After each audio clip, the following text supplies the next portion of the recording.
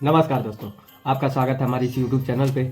आज का जो वीडियो है वो उन किसानों के लिए है जो फसल को तो बोते हैं लेकिन किसी आपदा के कारण या किसी रोग के कारण या कीट के कारण वो फसल नष्ट हो जाती है और बाद में जो किसान आय को लगाए जो पैसा को लगाए रहते हैं वो पैसा लोन वाले या जिसके घर से पैसा लिए रहते हैं बाद में वो आकर उनको प्रताड़ित करते हैं। जैसे कि आप लोगों को पता है कि किसान अपने फसल को एक बच्चे की तरह पाल पोस कर बड़ा करता है और बाद में यही फसल जब बड़ा होने के कारण और बाद में आपदा आती है या किसी भी प्रकार की स्थितियां होती हैं जिससे फसल नष्ट हो जाता है और बाद में किसान क्या करता है, फांसी की तरफ अपने कदम को बढ़ाने लगता है और आत्महत्या कर लेता है। आज का वीडियो उन सभी किसानों के लिए है जो फसल को बोते हैं और बाद में किसी आपदा के कारण फसल नष्ट हो जाता है और अपने आप को आत्महत्या की तरफ खींचकर लेकर चले जाते हैं।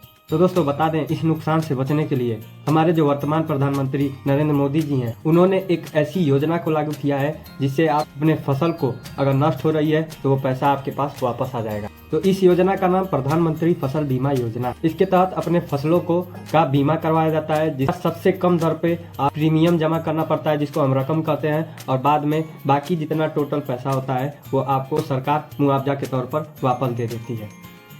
सबसे पहले हम बात करते हैं कि बीमा होता क्या है, क्योंकि बहुत सारे किसान बीमा के बारे में नहीं जानते कि बीमा होता क्या है। तो बता दें, बीमा का जो मतलब होता है कि किसी नुकसान या मुसीबत के समय आर्थिक मदद पाने के लिए पहले से तैयार रहना। इसको अगर आसान भाषा में समझ कि बीमा एक ऐसी समझौता है जिसमें आप बीमा कंपनी को थोड़ी थोड़ी रकम, जिसको हम प्रीमियम कहते हैं, रकम को जमा करते हैं और फिर बाद में किसी प्रकार की आपदा जैसे बीमारी या कोई दुर्घटना या फसल नष्ट हो जाने के बाद वो कंपनी आपको इस नुकसान पर।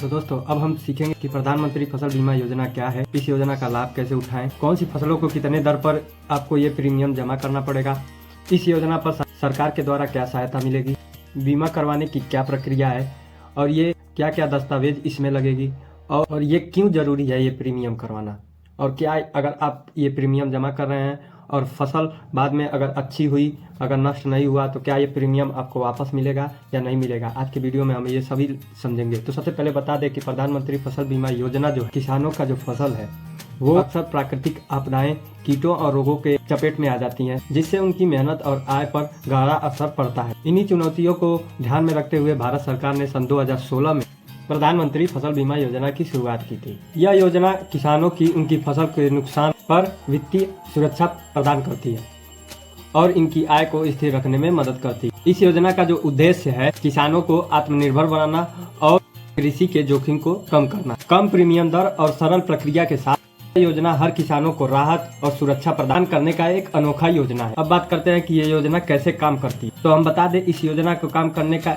तो दोस्तों प्रधानमंत्री फसल बीमा योजना में किसानों को अपनी फसल को बीमा करवाने के लिए पहले एक प्रीमियम जमा करना पड़ता है। प्रीमियम का मतलब हुआ कि बीमा शुल्क, एक शुल्क होता है।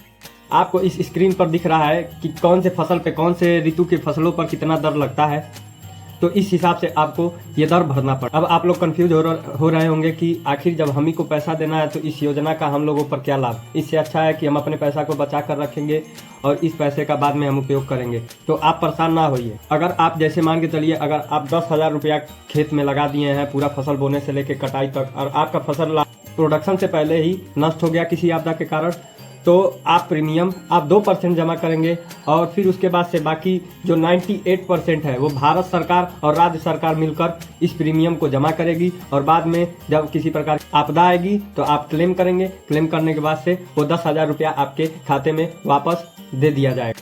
बात करते हैं कि सरकार की इसमें क्या सहायता रहती है। बता दें, किसान केवल प्रीमियम जमा करता है और बाकी जितना खर्च होता है वो राज्य सरकार और केंद्र सरकार मिलकर इस वहन करती है। इसका मतलब ये हुआ कि अगर बीमा की जो कुल लागत है वो अधिक, तो उसका जो बड़ा हिस्सा होता है वो सरकार देता है ताकि किसान को वो आर्थिक बोझ ना झेलना पड़े। अब हम बात करते हैं कि इस बीमा को आप कैसे करवाएंगे। तो सबसे पहले इस बीमा को करवाने से पहले आपको ये पता रहना चाहिए कि इस बीमा का लाभ कौन कौन व्यक्ति उठा सकते हैं। तो यदि आप किसी बैंक से ऋण लिए हैं, लोन अगर लिए हैं और लोन लेकर अगर आप खेती कर रहे हैं तो भी आप इस योजना का लाभ उठा सकते हैं। अगर आप लोन नहीं लिए हैं या अपने रुपए को लगाकर फसल को बोए हैं और फसल नष्ट हो जाता है तब भी आप इस योजना का लाभ उठा सकते हैं। अब बात करते हैं कि इस योजना को, ये फसल बीमा योजना है, इस योजना का लाभ कैसे उठाएं। आपको लाभ उठाने से पहले आपको ये भी जानना पड़ेगा कि इसमें क्या क्या डॉक्यूमेंट लगेगा। तो डॉक्यूमेंट में जो आपको स्क्रीन में दिख रहा है कि आधार कार्ड, जमीन का दस्तावेज, फसल की जानकारी, बैंक अकाउंट का जो इन्फॉर्मेशन है उसको देना पड़ेगा। अब हम बात करते हैं कि इसका रजिस्ट्रेशन कैसे करेंगे। तो इसके रजिस्ट्रेशन के लिए 2 प्रक्रियाएं हैं। पहला, आप ऑफलाइन कर सकते हैं और दूसरा आप ऑनलाइन कर सकते हैं। ऑफलाइन में आपको कि बैंक पे जाना है या सहकारी समिति पे जाना है या आप कृषि कार्यालय पर जाएंगे, वहाँ से एक फॉर्म लेंगे, फॉर्म को भरेंगे। फॉर्म को भरने के बाद से आप अभी जो आपको मैंने दस्तावेज बताया उसको पीछे लगाएंगे। लगाने के बाद से अपने इन्फॉर्मेशन को भरेंगे। उस इन्फॉर्मेशन में कि आप कौन से फसल बोए हैं, कितने एकड़ में बोए हैं या कितने बीघा में बोए हैं, उसका इन्फॉर्मेशन देंगे। तो फिर उसके बाद बैंक या सहकारी समिति या कृषि केंद्र जो है उसके अधिकारी को आप जो फॉर्म है इसको जमा करेंगे। जमा करने के बाद से आपके फॉर्म का ये जाँच करेगा। फिर जमा करने के बाद से आपके खेत का जाँच होगा, जैसे कि आप सही में ये फसल बोए हैं या फर्जीवाड़ा कर रहे हैं। तो इसका जो जांच होगा ये 3 तरीकों से हो सकता है। एक, स्वयं वो अधिकारी आपके खेत में जाकर करेगा, दूसरा ड्रोन के द्वारा और तीसरा जो है वो सैटेलाइट के द्वारा करेगा। अगर ये आपकी प्रक्रिया सही निकली तो आपका बीमा कर दिया जाएगा और फिर उसके बाद से आपको बीमा जमा करना पड़ेगा। अब आप लोग सोच रहे होंगे कि क्या मैं ये बीमा जमा करूंगा और फिर हमारा फसल नष्ट नहीं हुआ, अच्छा प्रोडक्शन दिया, तो क्या मुझे ये पैसा वापस मिल जाएगा? तो दोस्तों ये गलत बात है, पैसा ये आपको वापस नहीं मिलेगा। वो इंश्योरेंस कंपनी जो है वो अपने ही पास रख लेंगे, क्योंकि अगर आप इस योजना का लाभ उठा रहे हैं तो आपको कुछ हानियाँ भी जाननी पड़ेंगी। अगर आप इस योजना का लाभ उठा रहे हैं तो आप जो प्रीमियम जमा करेंगे, अगर आपकी फसल नष्ट नहीं हुई या प्रोडक्शन अच्छा हुआ तो ये आपको पैसा वापस नहीं मिलेगा। और दूसरी प्रक्रिया है ऑनलाइन। ऑनलाइन में आप CSC कॉमन सर्विस सेंटर पर जाएंगे या एक ऐप है जो आपको स्क्रीन पे दिख रहा है जिसे हम PMFBY ऐप कहते हैं। इस पर आप जाकर रजिस्ट्रेशन कर सकते हैं। दोस्तों ज़रूरी क्यों है ये प्रीमियम करवाना?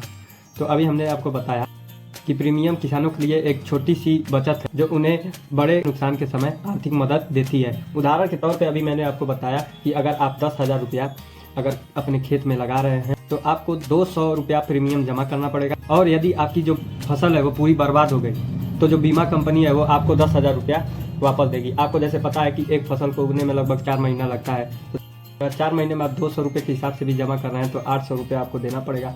800 रुपये, अब बताइए आप 10,000 रुपया का फसल लगाए हैं और 800 रुपया जमा किए हैं तो आपका 10,000 रुपया वापस मिल जाएगा, जिससे आपकी जो फसल बर्बाद हुई है, उत्पादन होती तो उतना पैसा तो नहीं मिलेगा, लेकिन जितना आप लगाए हैं आपका पैसा वापस आपके पास आ जाएगा। यानी जो ये योजना है वो किसानों के लिए एक सुरक्षा कवच है जो उन्हें प्राकृतिक आपदाओं से बचाने में मदद। आज की वीडियो इतना ही। अगर आपको ये वीडियो पसंद आई हो तो शेयर कीजिए, लाइक कीजिए, सब्सक्राइब कीजिए, और ताकि वो किसान जो अपने फसलों को बच्चे की तरह पालते हैं और बड़ा करते हैं, फिर बाद में वो फसल नष्ट हो जाती है जिसके कारण वो फांसी की तरफ अपना कदम बढ़ाते हैं, वो किसान इस योजना का लाभ उठा सके। बहुत बहुत धन्यवाद।